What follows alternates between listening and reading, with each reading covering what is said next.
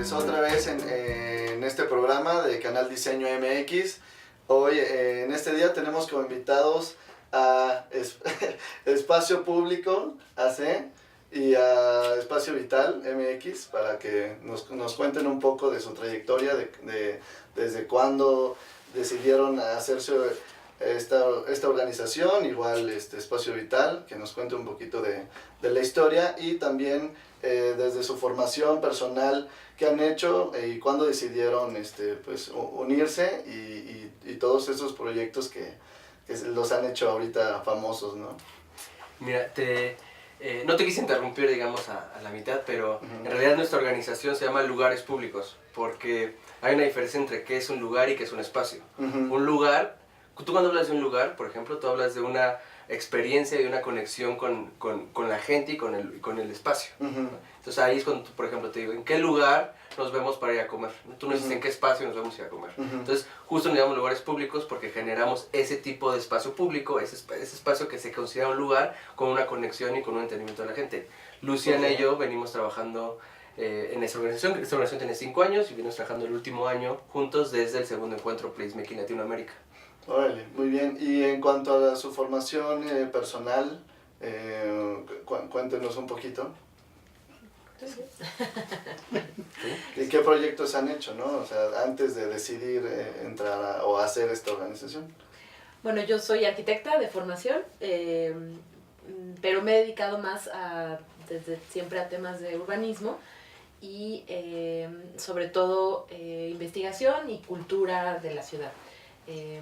Estuve trabajando en distintos estudios, colaborando, y hace 4 años, estuve 4 años en la ciudad de Oaxaca trabajando desde un centro cultural, una fundación que impulsaba justamente temas para mejorar la ciudad, temas de espacio público, de movilidad, de hacer las ciudades pues, mucho más amigables y a escala humana. Y trabajamos todos estos temas y el año pasado regresé ya a la Ciudad de México y fue que conocí a Guillermo y empezamos a trabajar para organizar el segundo encuentro de placemaking de Latinoamérica, ¿no? A nivel Latinoamérica. Ok, pues cuéntenos un poquito de la historia en general de placemaking, de dónde sale y cómo deciden generar el placemaking Latinoamérica, ¿no? Y luego quién decide cómo hacerlo aquí en México y ustedes quedan como organizadores. Desde hace más de 40 años es una metodología que se empezó a generar y a partir de hace 10 años se empiezan a hacer encuentros en Estados Unidos, en Asia, en Europa sobre el tema. Okay. En una conferencia en Vancouver en el año 2000, me parece que 2016, yo estaba ahí, ¿no? O sea, me invitan a dar una plática y ahí nos damos cuenta en este grupo de 500 personas que estábamos en el congreso que habíamos 15 personas latinoamericanas y que no existía este grupo latinoamericano que se uniera para hacer este tipo de encuentros en nuestra región. Y ahí fue cuando fue una reunión muy casual en un parque, estábamos en un parque fuera del hotel donde era la sede. Haciendo un lugar, ¿no? Estábamos ahí conversando, estábamos conversando en la banqueta, ¿no? Haciendo un lugar. Ajá. Y cuando nos dijimos, bueno, vamos a organizarlo, ¿quién quiere organizarlo primero? Entonces, una organización chilena, un grupo de chilenos, dijeron, no, pues yo tengo ya una sede en mi ciudad, en Valparaíso, Chile. Dije, pues entonces nos aventamos el segundo, entonces unas chicas peruanas y unos chicos colombianos y argentinas también como que dijeron, es muy interesante, nosotros le entramos también al proyecto, pero no tenemos ahorita cuándo. Y así fue cuando se generó el primer encuentro. Se generó en Valparaíso, Chile, en el año 2017.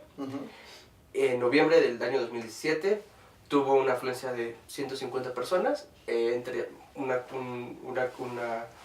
de los 15 que éramos, fueron 150 personas en ese primer encuentro, con unas grandes experiencias, con una idea de pensar qué es el movimiento actual en Latinoamérica, qué es eso que estábamos hablando.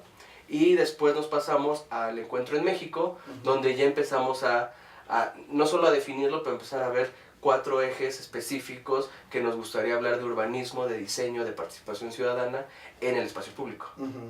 Ok.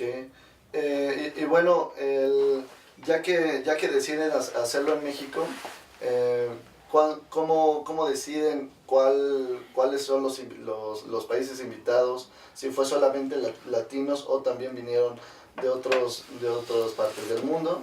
Y pues bueno, ¿qué organizaciones y qué proyectos llegaron a hacer en Placemaking? Mira, éramos 15 personas originales en este grupo de Facebook, ¿no? Porque así empezó esto, este grupo de Facebook. Se fue a 150. Hicimos el segundo encuentro donde tuvimos más de 600 invitados en México, en Ciudad de México, en Monterrey, en Querétaro y en Colima. Tuvimos eventos en esas sedes, tuvimos 600 personas y ahora tenemos una red de más de 2,000 personas de organizaciones latinoamericanas que hacen, y de interesados que hacen urbanismo placemaking o urbanismo participativo con la gente. Ok, y de estas, por ejemplo, ¿tuvieron alguna convocatoria abierta? ¿Cuáles proyectos o quién decidió también que ese proyecto no iba a entrar a Placemaking Latinoamérica? Si desecharon algunos y si hubo como algún tipo de curaduría, ¿cómo los eligieron?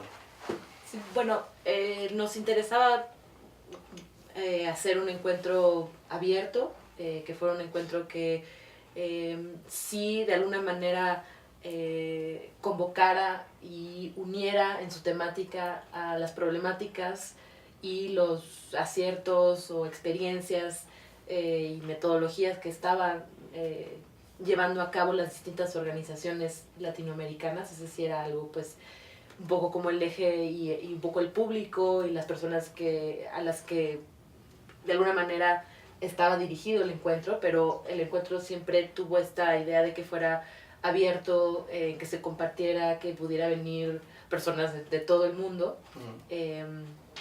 Y sí, efectivamente tuvimos que delinear 4 ejes temáticos que de alguna manera creíamos importantes hablar en este momento, en la actualidad, relacionado con el espacio público. Bueno, pues por un lado el tema de equidad e inclusión nos parecía un tema muy amplio, pero que a la vez pues toca como muchas aristas y muchos temas de las cuales Latinoamérica pues hay una serie de problemáticas y de soluciones innovadoras que se están llevando a cabo que nos interesaba discutir y platicar. Por otro lado, el tema de la participación desde la ciudadanía en el tema del espacio público y también de la iniciativa privada y del gobierno, cómo se dan esta participación, quiénes son los actores que participan en el espacio público. Por otro lado, también el tema de la innovación, cómo hay ideas que adelantan soluciones del futuro también para resolver y diseñar los espacios, gestionarlos, en fin. Y por otro lado, me está faltando uno, eran 4, el tema de innovación, participación y el resiliencia. El último que también era como, bueno, pues en Latinoamérica tenemos muchos casos de temas que son externos a nosotros, a lo mejor como sociedad, pero que de alguna manera, como estos espacios también pueden ser resilientes, ¿no? Cómo pueden ayudarnos como sociedad también a aprovechar estos espacios. Veníamos del sismo de septiembre 17, veníamos también de unos problemas en el Amazonas con Brasil. Entonces teníamos ahí como cierto interés sobre ese tema en particular en la región. Entonces, digamos que todo el encuentro se estructuró bajo estos 4 ejes y se hicieron convocatorias abiertas para ponencias, talleres, bajo estos 4 temas, ¿no? Y así fue como lo estuvo. Teníamos como una idea, ¿no? Bueno, tenemos una idea, ¿no? Que nadie hable más de 5 minutos de uno mismo. Para que tuviéramos la posibilidad de tener en esa semana a la mayor cantidad de personas involucradas. Entonces, en realidad, si ven nuestro canal de Placemaking Latinoamérica, ahí están todas las conferencias, nadie habla más de 5 minutos de su proyecto. Y sí fue un tema complicado con muchas personas, porque incluso con grandes instituciones, ¿sí? O sea, estoy hablando de un nivel de instituciones internacionales que estaban buscando una conferencia magistral, una ponencia de 45 a 1 hora, y pues es que aquí, o sea, ni la ONU ni el Banco Interamericano del Sur tuvo la posibilidad de tener más de 5 minutos para hablar, pero también a la vez el joven que quería presentar su proyecto en un formato de pitch, que igual Lucy les platico un poco cómo era el formato, tampoco podía hablar menos de ese tiempo. Claro. Entonces ahí tuvimos una horizontalidad, tuvimos a más de 17 países representados en el encuentro que hablaron de sus proyectos, ¿no? Wow. Bueno, también lo que me gustaría platicar un poco es cómo el diseño, al final de cuentas, cualquier metodología también para crear relaciones sociales o crear nuevos lugares o activar lugares, termina en un diseño. Entonces, me gustaría llevarlo un poquito más en esa línea y también al Espacio Vital llevó una propuesta en Placemaking Latinoamérica. Entonces llevó un diseño también de trasfondo en la cual me tocó participar por una parte, pero José Luis, por favor, cuéntanos un poquito cómo surgió esta propuesta y cómo el diseño nos puede ayudar no solamente a crear un lugar, sino a crear vínculos en la sociedad y bueno, cómo llega a ser también un lugar política, ¿no? O un diseño llega a ser político también a nivel ciudad. Sí, pues en general el espacio público es político, ¿no?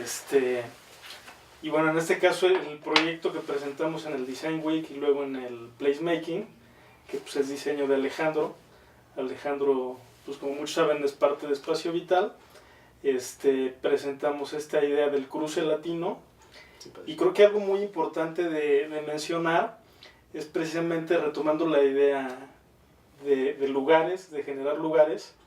El lugar no es el espacio físico, sino el lugar ya está cargado de una estructura social.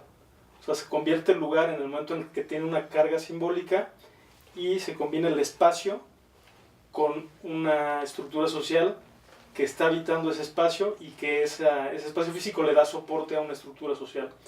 Entonces, ahí creo que es muy importante tanto el diseño del espacio físico como la gestión de nuevas relaciones sociales que se van fragmentando con el tiempo, con el desgaste, con todo lo que sucede en nuestras ciudades, ¿no?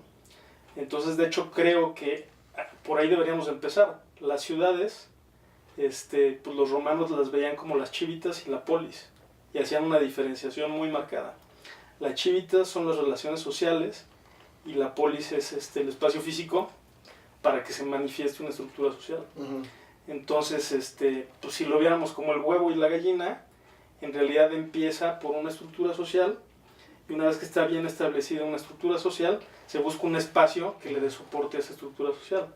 El ejemplo más práctico es un equipo de fútbol. No existiría una cancha de fútbol si no existiera un equipo de fútbol, ¿no? Entonces, aunque es una noción muy simple y muy básica, creo que ayuda a entender un poco el concepto de crear lugares, ¿no? Bueno, ahí tuvimos una coincidencia muy afortunada, pues desde que nos conocimos con la gente de lugares públicos, luego nos invitaron a alguna serie de pláticas y creo que más o menos vamos siguiendo la misma ruta, ¿no? Nosotros también desde Espacio Vital estamos preocupados por generar una metodología que atienda en primera instancia esas estructuras sociales.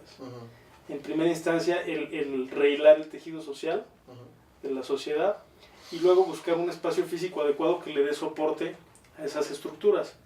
Y otra cosa que me parece muy importante en este concepto, es tan importante diseñar el espacio físico, ya sea una banca, una cancha de fútbol o lo que sea, como también diseñar el tiempo de ese espacio.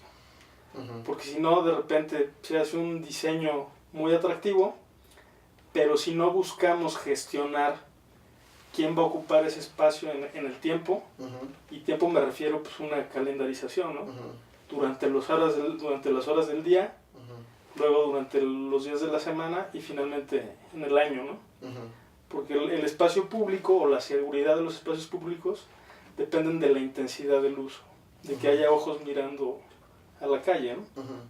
Y si no buscamos ese diseño también del tiempo, lo que podría ser la cronotopía, pues de repente pueden quedar huecos Sí. en ese espacio, ¿no? Justo hablando de eso, ya cuando se llega a un diseño de un proyecto de activación o de creación de mobiliario, algo lúdico, simplemente la pintura en el suelo que crea un nuevo lugar, todos estos proyectos que se han hecho en diversos festivales que conocemos a nivel internacional, ¿por qué no llegan a ser permanentes? ¿Cómo lograr que en realidad algún proyecto que se haga, que sea tan bien pensado, pero que en realidad se arraigue a la ciudadanía? Me gustaría si nos pudieran platicar si tienen algún caso de éxito en ese sentido que haya hecho en Valparaíso o ahora en el último acá en México, que ahorita esté siendo utilizado y que se vea que va a seguir transformándose con los mismos vecinos y cómo generar eso, ¿no? Sí, mira, el concepto de placemaker es un poco conceptual, sin ser tan aburrido, pero conceptual. Tiene que ver con las tres etapas de la construcción. Entonces, si lo hablamos desde el lado de diseño, tiene que hablar primero desde el urbanismo táctico, desde experimentar, ¿no? Y hacer táctica urbana para experimentar, pero no solo, ese no es el fin, ese es solamente un medio para llegar al siguiente paso, y utilizamos la iteración, usamos el design thinking para empezar a probar y ver qué funciona y qué no, y lo que sí, llevarlo a un siguiente paso. Y el paso final de placemaking, podremos hablar en términos de diseño, es como un diseño de experiencia. Entonces buscamos que sí tenga una calendarización el uso, que tenga una experiencia a largo plazo y no solo se quede en la materialización del concepto pensado originalmente que se transformó. Esos son como los tres pasos, digamos, para lograr el éxito del proceso.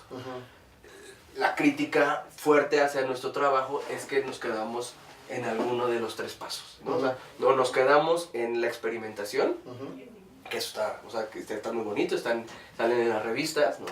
O nos quedamos en este loop constante de cambio y de proceso, y no lo aterrizamos en una conceptualización clara, ¿no? Creo que los mejores éxitos son los más pequeños. O sea, esa pequeña esquina que hoy funciona de manera exitosa, ¿no?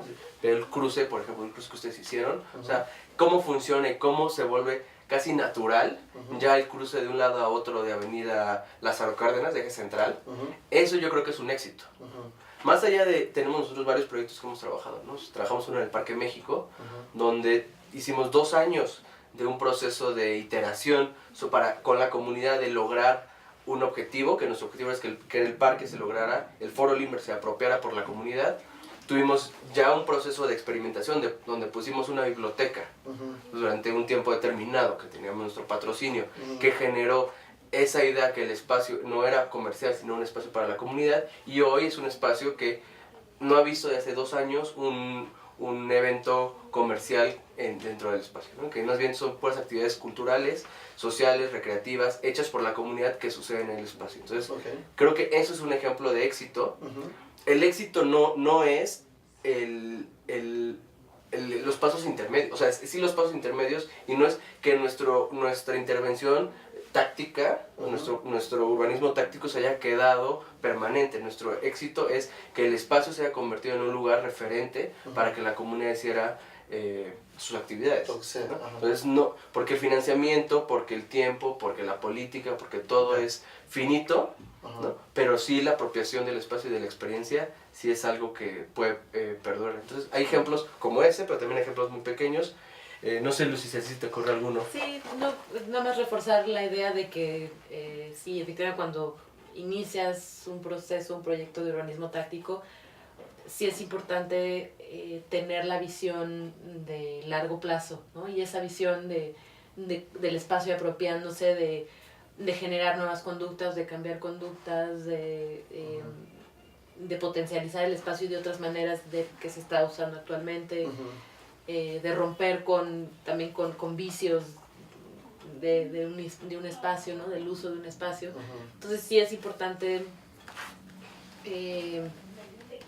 justo lo que busca el urbanismo táctico es como, sí, o sea, probar, ¿no? Hacer experimentación, probar, y de alguna manera, pero sí hay que tener claro como el objetivo final, como esa visión final, no verlo como algo temporal, ¿no? O sea, Sí. sino sí verlo como algo que tiene que generar un cambio, una apropiación a Claro, largo plazo. de hecho, bueno, ahorita me gustaría que cuenten un poco más de su metodología, de dónde nace la metodología, pero antes me gustaría platicar o que digan algo breve acerca de sobre el diseño, qué tanto puede llegar a ser política en algún momento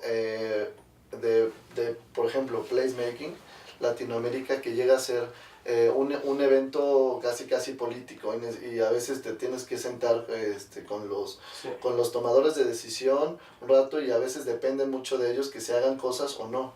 Entonces, ¿qué tanto el diseño en realidad puede afectar un ente político y la temporalidad, ¿no? Es que esto, ya no te respondí, pero yo empecé estudiando política y luego acabé estudiando mi maestría en urbanismo. Entonces, Okay.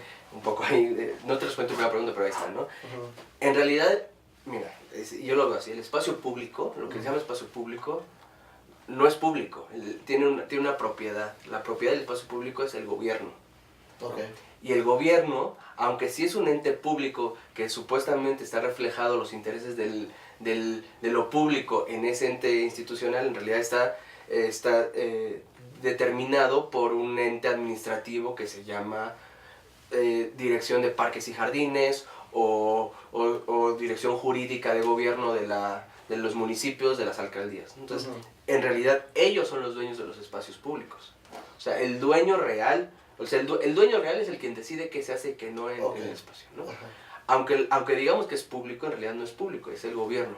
Entonces, al nosotros decir que el poder, o sea, que el espacio público no debería ser parte del gobierno, sino debería ser parte de la comunidad, o sea, debería ser parte de la gente que lo vive, no solo que lo vive y que vive alrededor, que lo mantiene, que lo transita, que lo visita. Estamos diciendo bien políticamente que el gobierno no tiene que ser el dueño del espacio público. O sea, el gobierno no tendría por qué dar permiso, no hemos estado en esa situación. El gobierno te da un permiso para utilizar el espacio público.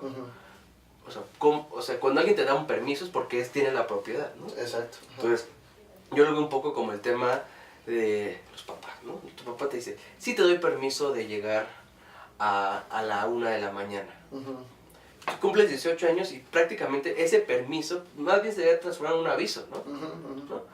O sea, te aviso que voy a llegar y no voy a hacer esto y esto, pero y que no voy a vender, que no voy a dañarlo, que no voy al espacio público, pero no tendría por qué el gobierno ser papá gobierno que te esté dando el permiso.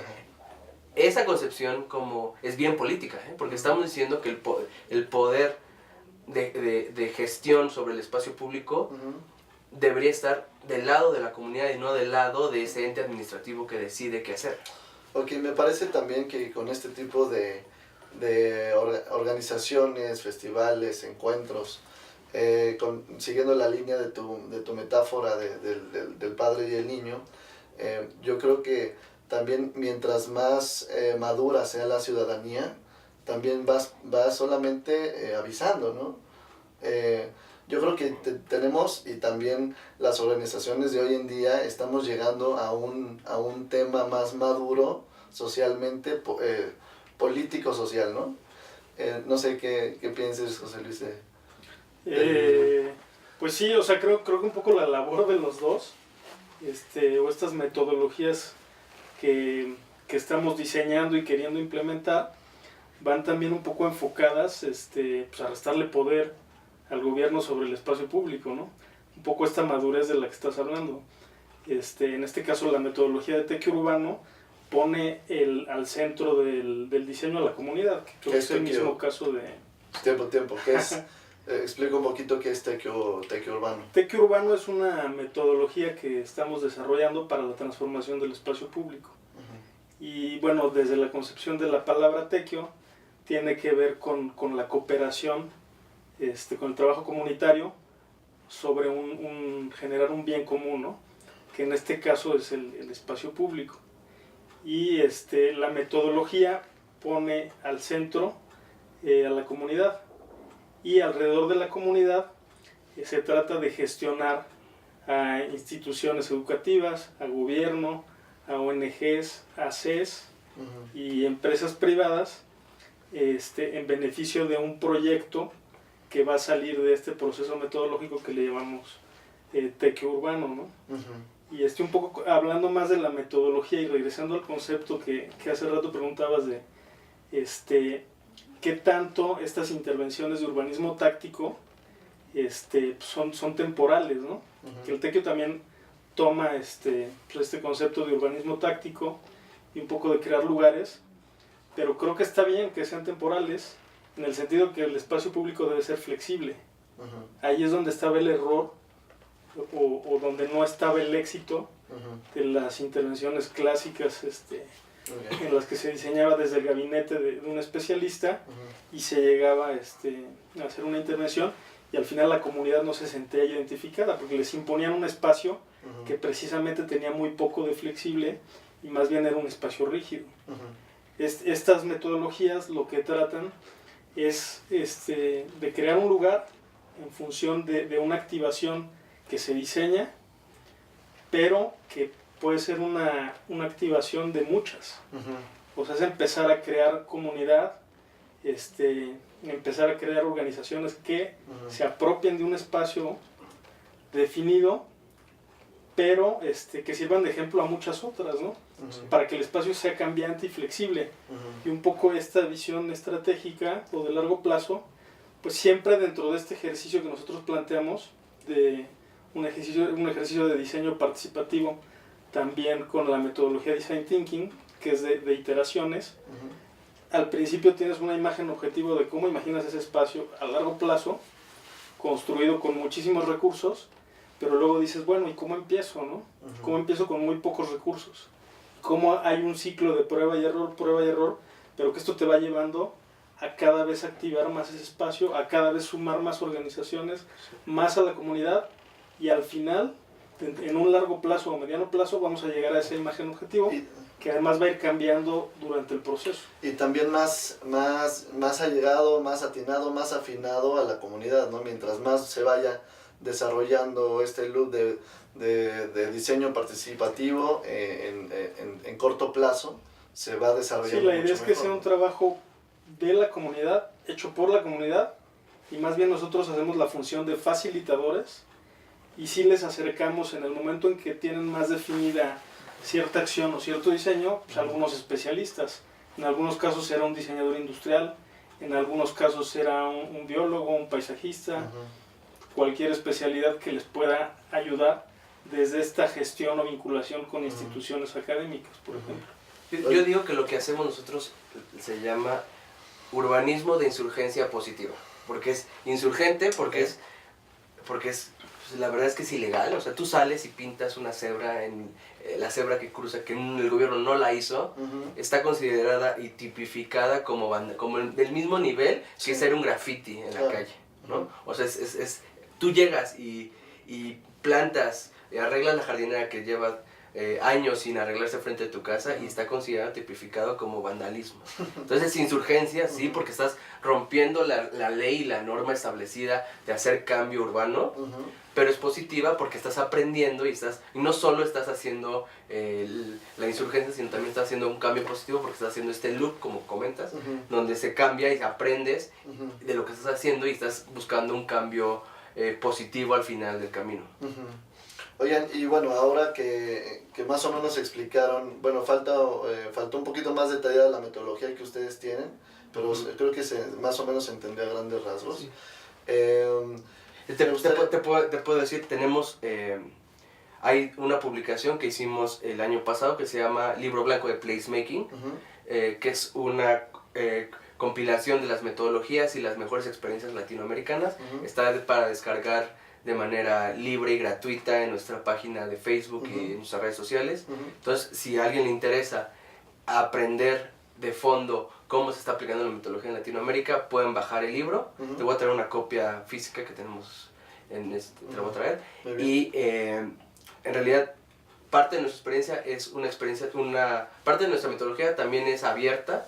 es colaborativa, entonces está abierta para que cualquiera la pueda utilizar, la pueda mejorar y la pueda retroalimentar. Ok, muy bien. Pues si quieres, ya que acabas de donar un ejemplar Claro. físico, si regalamos uno, ¿te parece? Me a parecería que padrísimo, sí, esté genial. viendo, pues no sé, que digan algún proyecto que salió de Placemaking Latinoamérica, que nombren uno ahí en Facebook, o si quieren poner una dinámica, lo que sea. ¿Sí? Sí. ¿Sí? A ver, diseño de experiencias ustedes. Una Sí. dinámica, que nos manden evidencia de un ejercicio de triangulación. Sí, mira, en realidad es que habla de triangulación, pero la triangulación, hay 11 principios del placemaking, Ajá. digamos, desde la literatura clásica, y uno de ellos es la triangulación. De hecho es el 11, creo que es el más complicado, entonces aquí es ¿sí? una bromita del proceso. Entonces, pero ahí está, o sea, digamos, la metodología ahí está, es clara. Sí, ya se empieza a complicar, digamos, en el proceso de aprendizaje, pero bueno, está ahí, la pueden entender. La conceptualización es muy clara y muy básica, y ya luego hay técnicas específicas, hay 11 principios para ir viendo tema por tema. Entonces, Ok. igual si nos mencionan alguno de esos 11 principios, y ya les... Ok. que no sea el que dijo Entonces, feliz, porque ya es trampa. Nada más por hacerles una anécdota muy rápida de la triangulación. ajá, En algún momento nos pidieron un ejercicio de triangulación, que se trata de diseñar o idear cualquier ejercicio para que haya una vinculación entre dos extraños en el espacio público. ajá, Nosotros pintamos sobre el piso una silueta humana, ajá, como si hubieran asesinado a alguien en la calle o alguien hubiera muerto en la calle. ok, Pusimos unas veladoras y se acercó muchísima gente preguntándose qué había pasado ahí. ajá, No había pasado me nada, imagino. pero sucedió la triangulación. Entonces, la triangulación, exacto, es ese proceso claro, clarísimo. Un ejemplo, esa cosa que tú pones, puede ser un objeto, pero también puede ser una experiencia que tú pones en el espacio público, que triangula a dos personas que generalmente no se hubieran hablado, y se conectan y se sonríen y se genera comunidad. Ese es uno de los El Que a ejemplo todos nos ha padrísimo pasado en también algún es momento, ¿no? el que te gusta contar, ¿no? Del metro. Sí. Ah, pues igual. Sí, bueno, que a Cuentas todos nos mejor ha que yo, sí. pasado en algún momento, no sé, que sucede algo, Ujú, que todo el mundo está, en el transporte público pasa mucho que todo el mundo está Callado, en su encerrado. mundo, ¿no? Ensimismado, Sí. y de pronto pasa algo, algún payaso de esos El hombre araña. un artista callejero hace un chiste tan simple como eso, Ujú. y de pronto conecta a las personas, gente, ¿no? ajá. Hace que haya una Entonces, de conexión. un no Sí, esa es la lugar, plática. del metro, que es el, digamos, ujú, marca ya que es un no lugar, ¿no? Que la gente está pues sin hacer nada, cuando sucede una experiencia y que conecta, de repente generan un lugar y una experiencia muy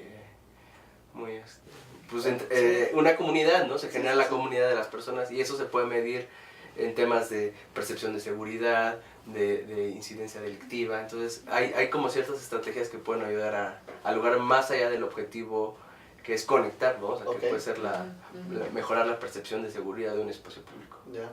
Pues bueno, el primer comentario ahí en Facebook que ponga alguno de estos 11 principios, pues ahí le damos la publicación. Y ahora nada más me gustaría un poquito platicar digo, los dos tienen como una metodología, ¿no? Hay personas, hablando también de metodologías que también la utilizan ustedes, que es Design Thinking, que el programa pasado hablamos sobre pero precisamente solamente Design Thinking. Y estas metodologías que empiezan a existir y que tal vez algún despacho, algún colectivo, otras ACs tienen diversas y sus metodologías, ¿no? Sí. Aunque tal vez podamos decir, bueno, la verdad se adapta a cualquier espacio, y podemos decir también cada espacio necesita una metodología diferente, y hay otros que son los más drásticos, que es lo que me gustaría ponerles en la mesa. ¿Por qué crear una metodología? O sea, hay unos que dicen, bueno, en realidad, los que en realidad saben diseñar y saben gestionar y saben cabildear, no necesitan una metodología. O sea, ¿por qué hacer, o sea, por qué todas estos que vienen también en la publicación de Placemaking o la de Tech Urbano, ¿por qué puede ser en realidad teoría? O sea, teoría, si en realidad un diseñador, como diseñador gráfico, como diseñador industrial, que en realidad tú conoces al cliente, el espacio público, también si eres un urbanista, en realidad deberías de entender las relaciones, estudiarlas, hacer talleres y no tener una metodología. O sea, porque... Es que yo creo que sí hay que tener la metodología, lo que no es indispensable es el nombrar la metodología. O sea, cuando nosotros trabajamos, yo creo que nadie de la comunidad sabe qué es placemaking, ni por qué lo estamos haciendo, ni qué es design thinking. Es simplemente este proceso de que le está funcionando el resultado. Entonces, yo creo que no importa el nombre, ¿no? Ni el camino a seguir, sino el éxito y el resultado hacia el cliente, como tú dices, ¿no? Hacia la comunidad, que es nuestro cliente en este caso. Entonces, ahí está el éxito de nuestra metodología o de nuestro trabajo y de nuestro proceso.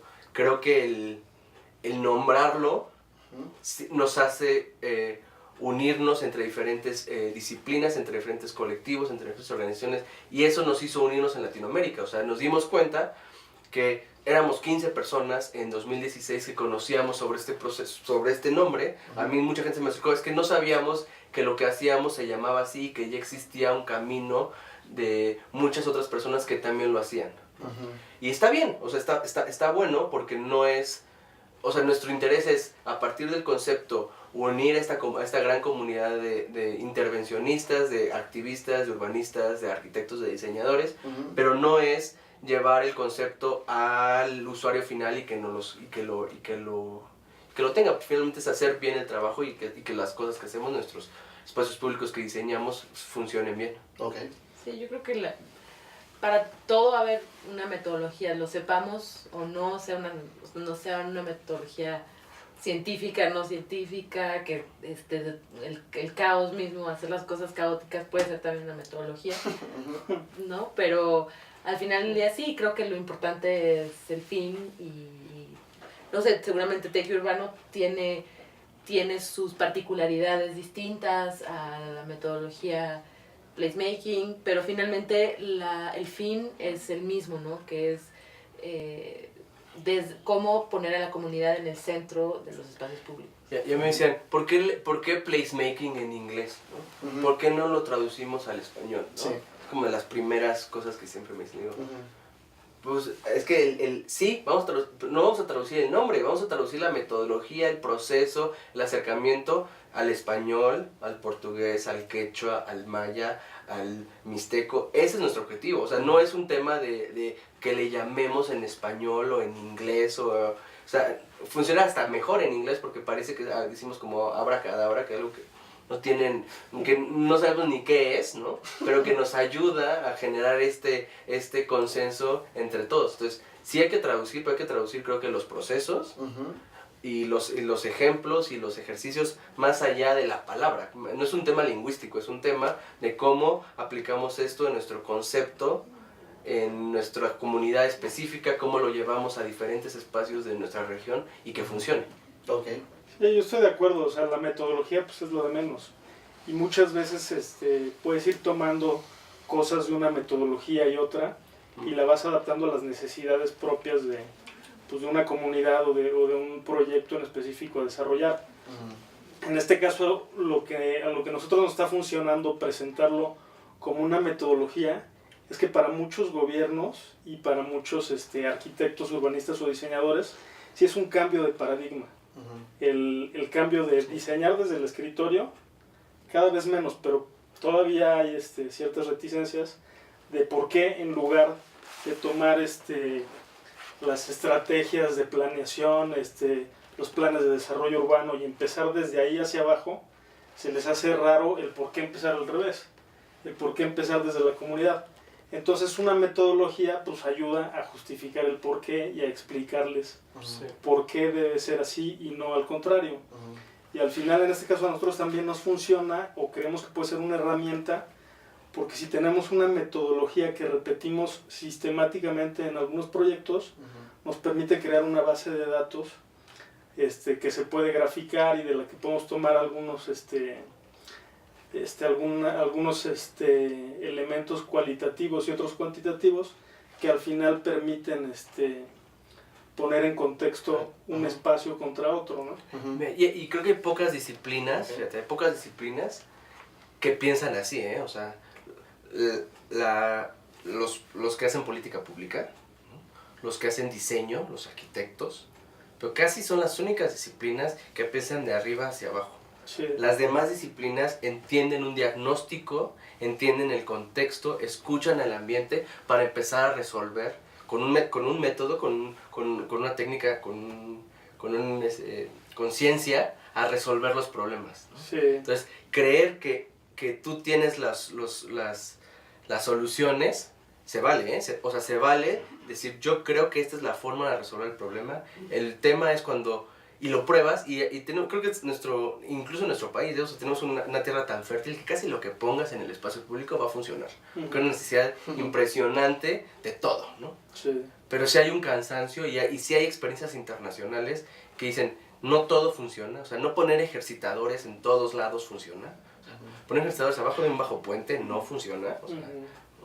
Y está probado, ¿no? O sea, Sí. en la central de abajo de los puentes no funcionan los ejercitadores, no resuelven nada. Entonces, creo que sí hay procesos y modelos de aprendizaje que en nuestras disciplinas, como disciplinas que intentan resolver conflictos, pueden aprender de otras disciplinas que resuelven las cosas más hacia el diagnóstico, más hacia el aprendizaje del ambiente en el que está trabajando. Sí, creo que al final pues la ciudad es la maquinaria más compleja que ha construido el hombre. Entonces, Sí. pues como es tan compleja, al final la disciplina trató de abstraer todo el conocimiento y diseñar de manera vertical, ¿no? Pero pues ya nos dimos cuenta que no está funcionando y hay que hacerlo al revés. Y es tan compleja y tan amplia esta maquinaria que pues obviamente hay que sumar a los expertos que son los ciudadanos, pero también hay que generar un proceso también transdisciplinario, ¿no? O sea, a ver, Corbusier tenía la razón que las puertas quedan muy bien de 90 centímetros, ¿no? O sea, sí está bien, o sea, sí está bien diseñado, o sea, sí tiene, pero tiene una concepción muy cerrada de cómo se puede diseñar un espacio público cuando tienes una persona en silla de ruedas, cuando eres una persona mayor, cuando no hablas del hombre ideal. Simplemente hablando de Corbusier, le puso la máquina de habitar a sus complejos habitacionales en donde él suponía o tenía un ideal de cómo creía que debía vivir la gente, ¿no? Las ciudades jardín también han sido un ejemplo de eso, de cómo... Y justo ahí se perdió la escala humana, ¿no? Se perdió la escala humana, se generaron las supercarreteras, esta vida vista desde el que conduce un automóvil a la ciudad y no la vive a pie. O sea, todas estas ideas, ¿no?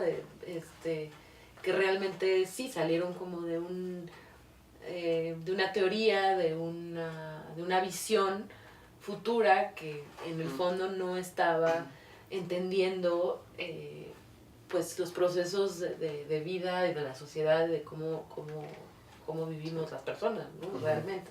Ok, sí, yo también estoy de acuerdo en todo lo que han dicho. Tenemos que hablar con alguien de la vieja escuela porque... Sí, para poder Que se ponga divertido, ¿no? Porque...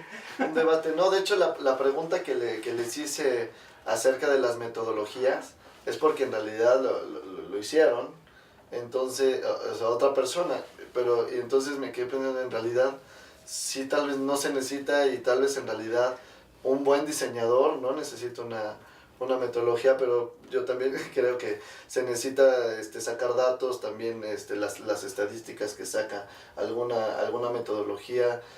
De hecho, o sea, para los gobiernos les funcionan los datos para entonces poderlos exponer y saber qué tanto funcionó o no. Y también ir midiendo el éxito en el tiempo, ¿no? O sea, porque al final tratas de incidir también en ciertas dinámicas de la sociedad que tienen que ver ahora en las ciudades latinoamericanas, pues sobre todo con la desigualdad, con la equidad de género, con la seguridad. Entonces, si tú sacas datos estadísticos o logras hacer una radiografía de un espacio público, pues puedes medir el avance o te puedes comparar contra otras ciudades. ¿Qué están haciendo bien allá? ¿O qué están haciendo mal? ¿Qué podemos tomar de un lugar y otro? De acuerdo a los indicadores que están obteniendo. ¿Están mejorando o van para abajo? Okay. Bueno, pues prometo hacer un debate más que una charla, aunque de todos modos enriquece, ¿no? Sí, no sé.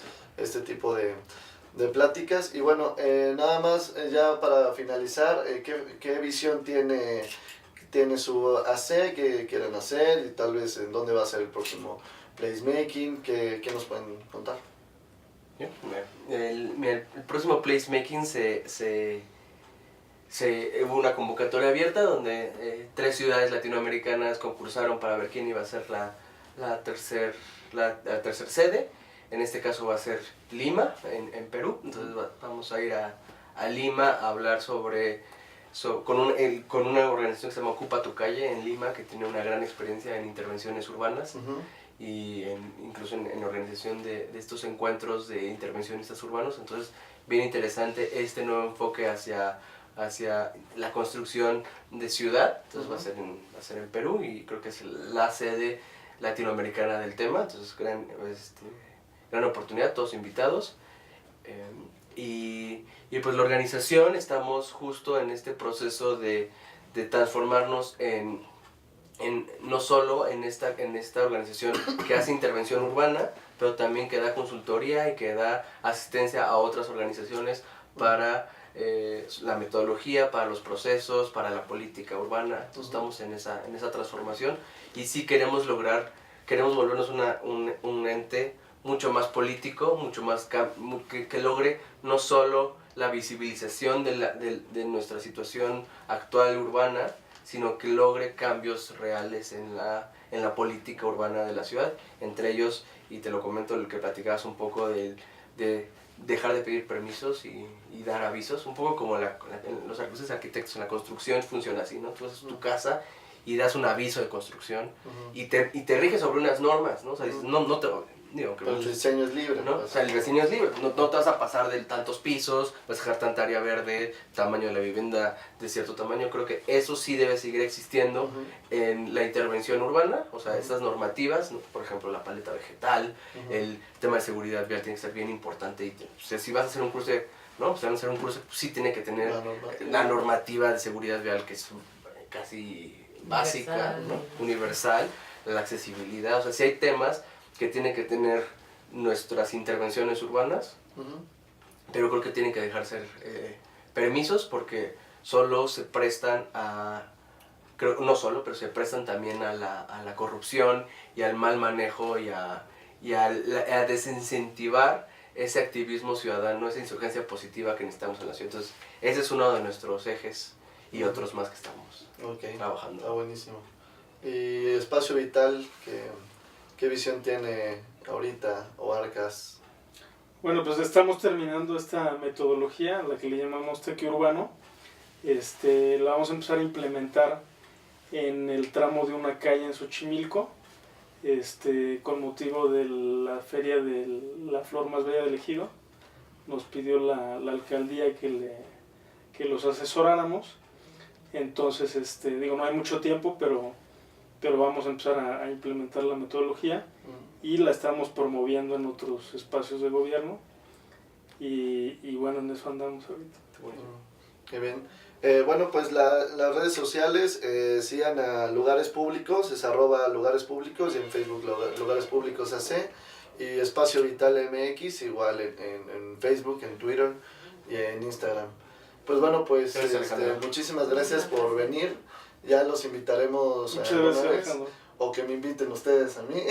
Sí, está bien. y Canal Diseño irá tal vez a Lima. Seguro. Y pues bueno, muchas gracias. Nos vemos el próximo jueves con un tema de una premiación de arquitectos. Vendrá Bjarke Ingels, entonces nos estará diciendo y explicando todo su background. Pues muchas gracias, nos vemos aquí el próximo programa.